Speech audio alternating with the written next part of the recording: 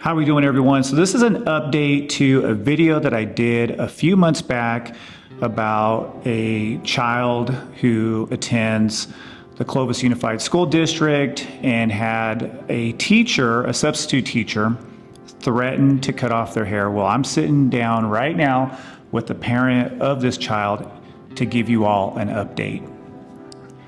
Hello everyone, my name is Natalie Deanda, and yes, I am the parent whose son was threatened with his hair being cut off, and it was through a joke, and I use that loosely. And I just kind of want to give an update and say thank you to everybody who showed support to our family as we navigated this process with the district and also in community and at home with our son. And kind of tell us a little bit about the outcome, if you can. I know that it's still an ongoing issue. It's very, very touchy. But is there anything that you can add just to kind of let people know also what they can do if something like this happens to your child? If you are Indigenous and your kid attends a school district that just doesn't have the proper education, what is the best route to take as a parent? Yeah, of course. So in our specific situation, the substitute teacher had told me himself that he had made this comment to my son, and he had said that he had done it in like a playful way, and of course, like naturally, I became very upset and wanted to react out of pure emotion. However, working in the policy field and understanding that there are systems in place that we kind of have to navigate to get the best end result for our child and the way they feel safe and included in their learning environment. So out of respect for my son, I chose to step away from that situation and try and maintain some composure. And then immediately chose to address it with the district and the principal of my son's school site. I had sent out an email that Friday, and by Monday I had a very early morning meeting with the area superintendent as well as my son's principal, and we had a really open discussion. We were supported also by Indigenous Justice, which is an Indigenous women-led organization who supports families who are experiencing any kind of injustice, whether it's in the education system. But I chose to reach out to them. We have a really great working relationship, but also due to the fact that they are familiar with other circumstances in violation of Native students' rights in Clovis Unified School District, and have been actively working to help address these issues. So in this meeting, we kind of discussed it, and I really want to share that I'm grateful for the principal that my son has, because she was so gracious with her urgency on the issue, but also in ensuring that we were satisfied with the end result and that my son did not experience any retaliation as a result of this experience. I can't say the same for the area superintendent. He wasn't very easy to talk to, wasn't very responsive in our issues, and I went in kind of like, it's really crucial that this was addressed, because not only to threaten somebody alone with cutting their hair is assault, is a threat of assault. Absolutely. But when you add the added layer of racial background, it becomes a hate crime. And of course, you have a history here that is very touchy. The fact that you have family members that are survivors of the boarding school system, and that trauma affects Indigenous families across the country, and so many people don't realize just how adamant the federal government was about destroying Indigenous culture, and that maybe you can explain the significance of our long hair and why this is such a touchy subject, touchy issue. Anybody even talking about mentioning cutting off somebody's hair is going to spark emotion in people. Yes, definitely. So our teachings on the long hair is that it's like an extension of who we are and our spirit and our strength and also our resilience, and being descended from a boarding school survivor, my great grandmother. we definitely try and hold true to those teachings that reclaim our strength because of everything that was taken from her and stripped from her in her childhood that resulted in a lot of intergenerational trauma that my family has had to navigate as well as heal from as a result of these government-led policy that removed Indian children from their families and put them into these schools. My brothers, we all are alumni out of the Clovis Unified School District, and my brothers experienced a lot of retaliation against their long hair, especially because they went during a time when it was considered out of dress code. One of my older brothers had to carry his tribal ID on him because they would dress code him, even though he was one of the few students with long hair.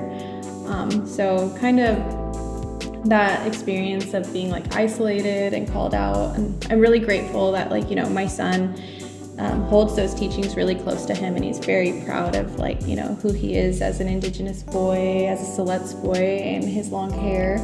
And had it been another student, it could have been a really, really ugly end result for them, and in their academic performance. And Native children have some of the highest rates of suicide. And while my son didn't feel personally attacked initially, when we discussed it with him, I told him how wrong that statement was.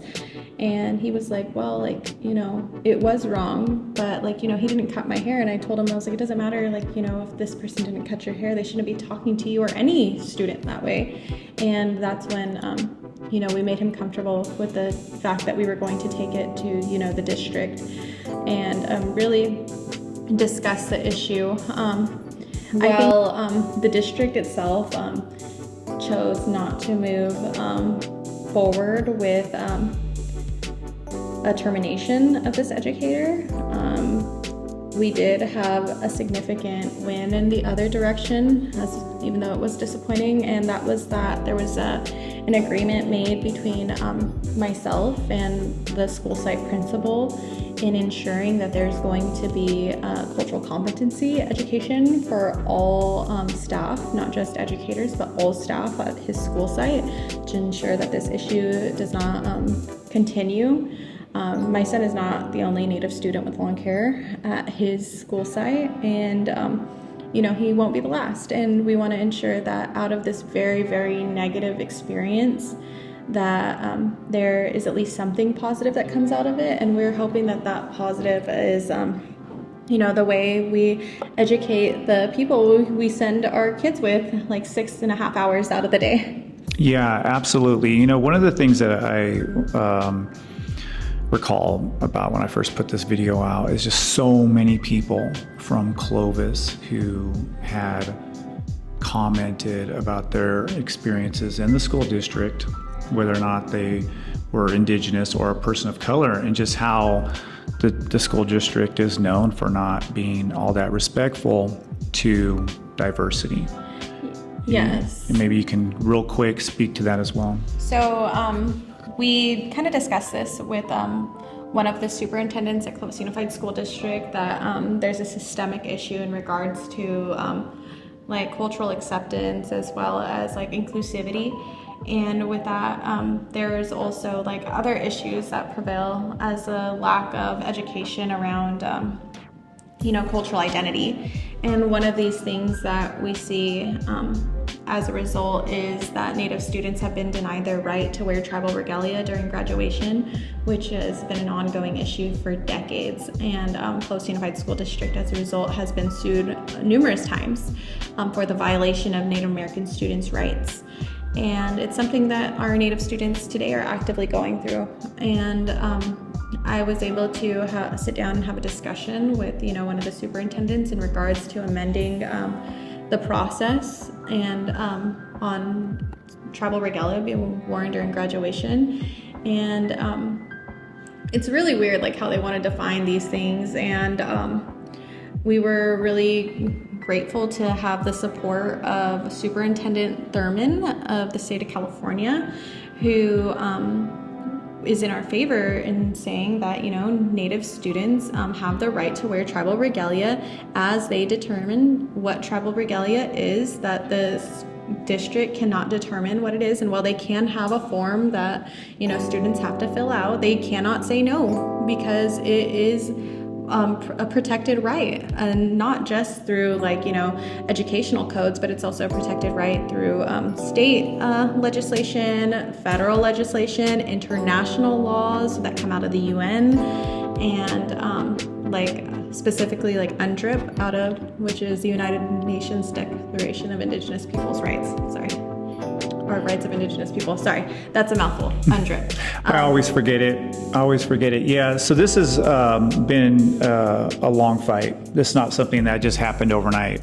Yeah, and I might sound weird to say, but if it were to happen to any child, I'm grateful it happened to mine, because one, he had a parent who really knew what to do and how to navigate that system, and the resources and support from organizations that are willing to step in and really help ensure that something positive came out of it. And also, personally, my son had a lot of pride in who he is, and did not allow it to affect how he performs in school, or other parts of his social experience at his campus. However, I tried to handle it in the best way possible for the best outcome in that moment, especially out of fear that my son would experience retaliation. Yeah. But with that being said, I think I was very stayed true to the fact that this was the last time I would deal with it that way, that it would not be as nice or as just willing to work with them, if something like this were to happen again. But overall, while that educator was not terminated, there were other parts of the process that ended with on a positive note. Well, that's really good to hear. So this is the update, you all. I really appreciate, for those of you who've been following me on social media, been asking me about what happened with this young man who obviously has been raised to feel good about who he is. And that's really all we want, right? We just want our kids to feel good about their culture. Be able to learn in a safe environment. And to be able to be who they are without have somebody question that. And the report about the regalia, I know that's been an ongoing battle with the district, and I'm really glad to hear that there's been some progress there as well. So thank you so much. All right, y'all. Later.